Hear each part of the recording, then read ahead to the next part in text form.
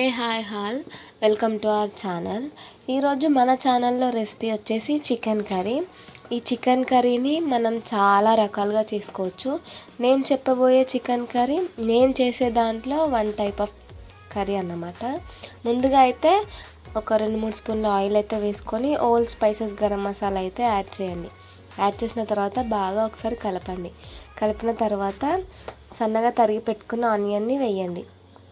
వేసి ఇవి కూడా బాగా కలపండి. ఒకసారి కలిపి ఈ ఆనియన్ని ఆయిల్లో బాగా ఫ్రై చేయండి.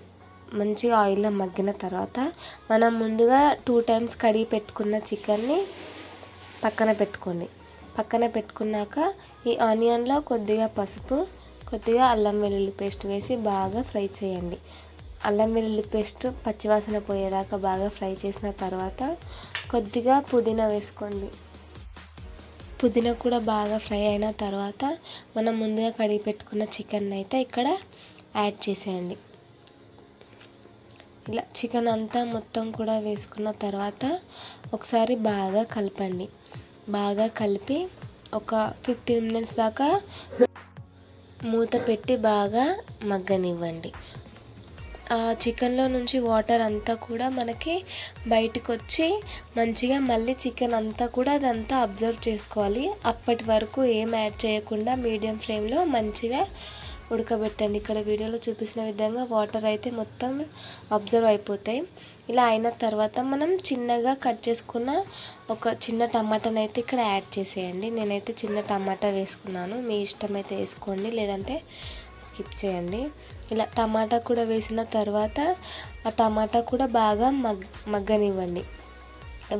ఇది కూడా మగ్గిన తర్వాత మనం 2 స్పూన్ల కారం, 1.5 స్పూన్ల ఉప్పు వేసి ఒకసారి బాగా కలుపుకోండి. ఇలా బాగా కలిపిన తర్వాత కారం వేసాం కదా, ఒక 1 మినిట్ వరకు ఇట్లా ఫ్రై చేసినట్టుగా ఏమీ ఫ్రై అవ్వనివ్వండి. ఇలా కారం కూడా మంచిగా చికెన్కి పట్టిన తర్వాత మనము కొద్దిగా వాటర్ని అయితే పోసుకోవాలి. ఒక చిన్న గ్లాస్ వాటర్ అయితే నేను యాడ్ చేశాను.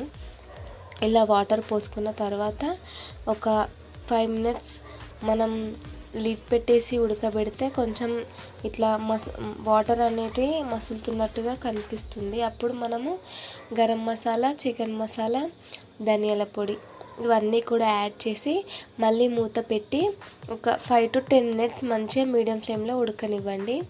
ఇక్కడ నేను వీడియోలో చూపిస్తాను. ఒక 5-10 మినిట్స్ తర్వాత చికెన్ అంతా కూడా దగ్గర పడి మంచిగా కుక్ అయి ఉంటుంది.